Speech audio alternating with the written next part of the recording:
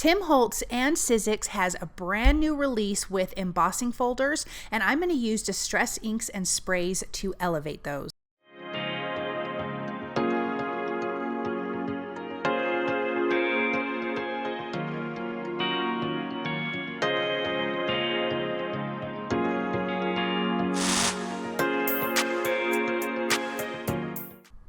Hey guys, it's Joy here, and I'm going to be sharing these embossing folders. This is the Typewriter Large. All of these are A5 size. This is the Lumber Large. I'm going to use the Typewriter, the Lumber. This is the Entangled Large. I'm not going to use this one today. I will use this one. This is the Botanical Large. And then the final one that I have is the Foundry Large. I will not be using this one today. So let's create these really fun cards. I am using scrapbook.com's nested stamp Polaroids, my goodness. And then I'm using 49 and Market's Blendables 03 rub-on transfers, and I'm going to cut this one out. This is going to be adhered to the centerpiece of that nested stamped Polaroid die that we die cut. I used, all my cardstock that I'm using is mixed media cardstock from scrapbook.com. I used the A2 size little paper pad, but they have 6x8, 8.5x11, and 12x12 paper pads. I'm going to remove that release paper, the back part, adhere that down, and then I'm going to run this through my die cut machine to get all of that transfer completely adhered to the cardstock background. I'm just going to gently peel this back, and you will have a little bit of the images hanging off the edge. Just tuck that around the side, give it a nice soft little rub, and then you've got this beautiful background. Now let's do some ink blending, some distressing on this. I am using, Salvaged Patina Distress Oxide ink, and I am using scrapbook.com's these cute little, what are they called? Sponge daubers, sorry. And they're new to me. Scrapbook.com gave these to me to use and share with you guys, and the container for them to go in. And I love them. I used them on a previous video. I love how they ink blend. I love how handy they are, and the size that they are is totally perfect. And because it goes on your finger, I personally feel like I have a lot of control with it. So love, love, love them. I am using a little bit of Rusty Hinge and bringing that in. I love this image from 49 and Market. I love that it has a postage theme to it, obviously, because I'm also using the nested stamped Polaroids from scrapbook.com. And I'm not sure why I'm struggling with that name, but I am. So a little bit of ink blending, kind of going over some of the areas that have the rub-on transfer images. And then I will also use Vintage Photo. I'm going to add a little bit of that, just a little bit to the edges. I might go a little heavier in some areas, but I think I just did a little bit to the edges. Now, we're going to, like I mentioned, I'm going to use 3 of the embossing folders, the Lumber, the Typewriter, and the Botanical. So I'm going to use the Lumber on this background here, and I love that it gave it such great texture. I will say you can't necessarily tell that it's wood grain maybe, but you can see that there's a ton of texture, and I think that's only because I have all of these images on the background. Let's splatter with a little bit of the Rusty Hinge and the Salvaged Patina, just small little splatters all over this background.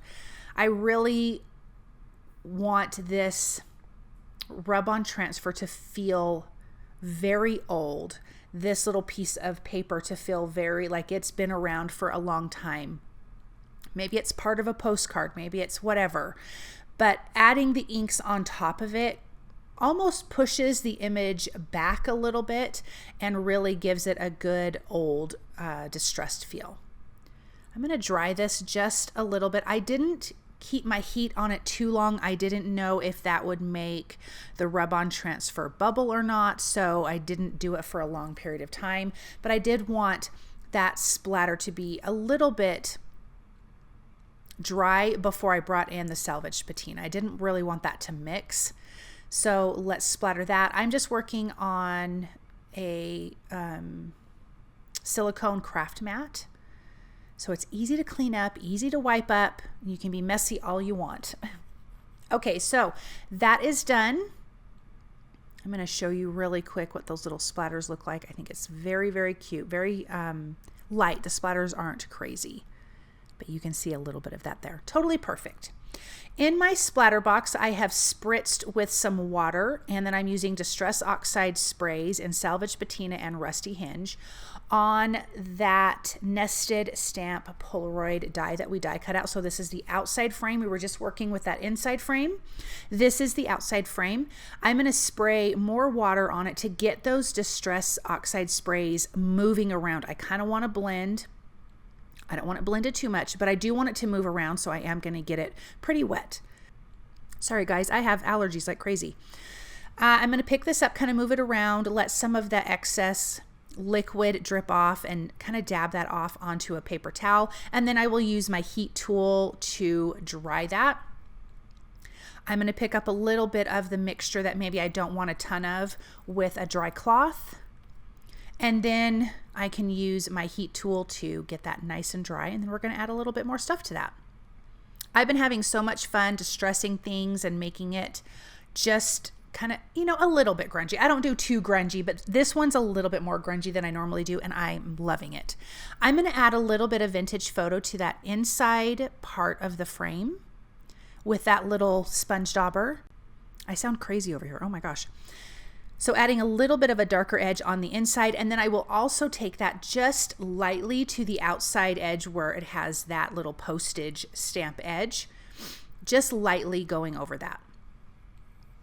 I don't want it to be too dark. I don't want to cover up all that beautiful Salvaged patina, but I do want to add a little something extra, so that's what I'm going to do here. And then let's splatter, of course. Vintage photo splatter is beautiful, but I don't want to go overboard. And I'm kind of doing heavier in some sections and then really light in others. So not every part of it is going to be completely splattered, but I do want to have some areas that have a bit more than others. Then I can set that aside to dry. Let me just wipe up my area here, and then we can get going on this next part. Which is really funny. I don't remember what the next part is because I'm voicing over a few days after I filmed it. Okay, this is what we're doing. We're doing the embossing folder, the Lumber Large. Again, it's an A5. This is the brand new one from Tim Holtz and Sizzix. And I'm just trying to find a spot where I really like the pattern in that embossing folder. And then I can run this through my die cut machine. And that's going to give that background some really beautiful texture. Then I wanted to bring out a little more of that texture. So I will use the vintage photo, and I'm going to very lightly go over some of the edges. I don't want to go over the whole thing, but it's going to grab the embossed areas, which I think looks really pretty. Then I will also use Salvaged patina, and I will do a bit more of that, so that way again you can kind of see some of that raised area. And I'm actually going to ink over some of the areas that have that rub-on transfer. When I first did the vintage photo, I'm like, oh my gosh, I think I just ruined it, but I did not. So thankfully I like it, and I think it looks really, really pretty, and just added a little something extra. Okay, with another piece of mixed media white cardstock, this is going to give us our sentiment. I am using the Typewriter large embossing folder.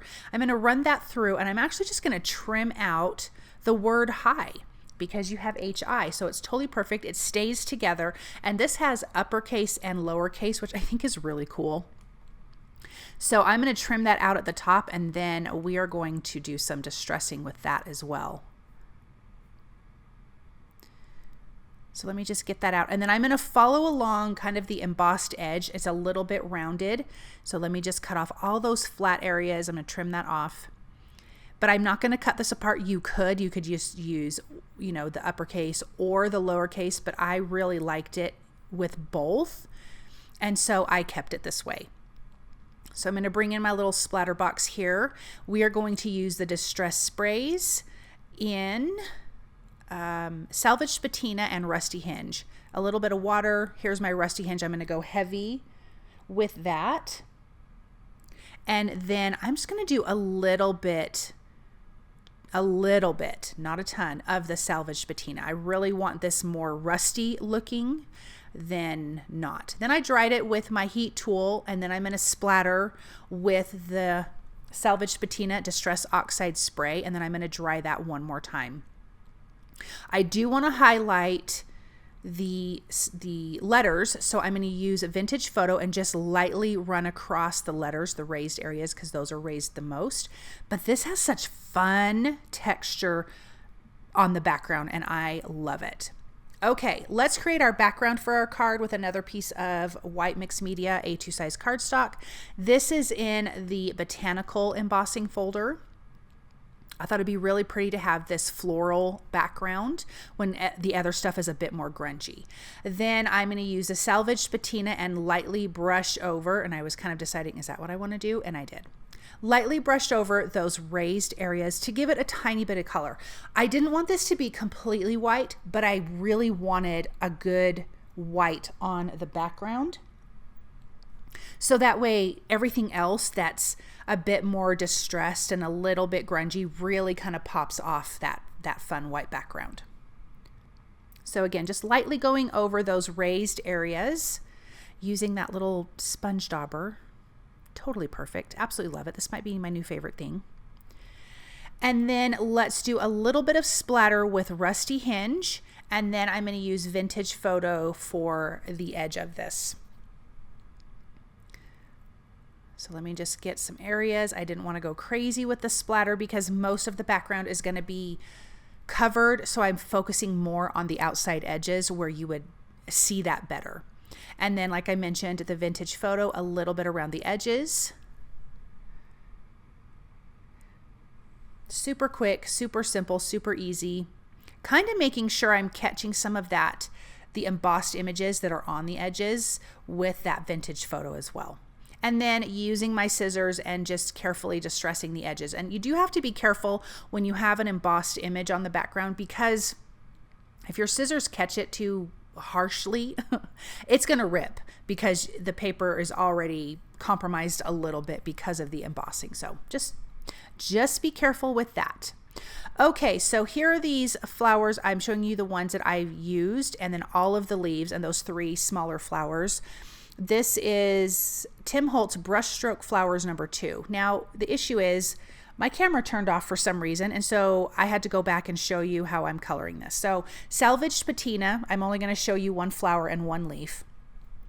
Then Uncharted Mariner. So I'm kind of trying to match the colors that were in the rub-on transfers. So they are a little bit of dark tealy blue, so I'm using those 2 colors together. Then the centers, I used Fossilized Amber.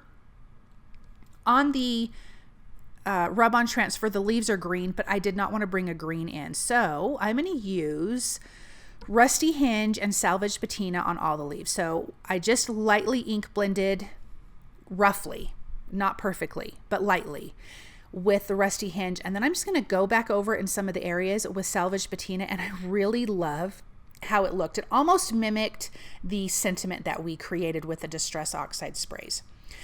So, and then I'm going to show you how to glue this together. So my original video did not catch me putting all the flowers together, and it did not catch me putting the card together. So I'm going to go over what I did with the card, and I apologize. I don't know why it shut off. I don't know what happened, but at least we got everything else. So I'm thankful for that. So put that little flower together. We have that little leaf. I am going to come back in with Vintage Photo on the flower and just lightly go on some of the edges there. It adds a little bit of green to it, and I think it looks really, really beautiful. Okay, so I put this on a diagonal. This outside frame has 1 millimeter foam adhesive behind it. That inside picture has 2 millimeters foam adhesive behind that. And then I added all of my leaves and my flowers around the sentiment. I also added foam adhesive behind that sentiment and just kind of tucked the flowers and leaves underneath that. This is also adhered to an A2 size card base, and of course this is on top of our embossed background. So we used 3 embossing folders on this, and you can see all of that beautiful texture, all of the lovely distressing with inks and sprays, and I think this card turned out beautiful. So let's take a look at this up close. I love those beautiful flowers from the Brushstroke flowers too, from Tim Holtz and Sizzix. I love that texture from the lumber, the typewriter one, and that botanical one. I think they turned out so beautiful. Thank you guys so much for stopping by and watching. I hope that you feel inspired by this project, and I hope you guys have a really wonderful day.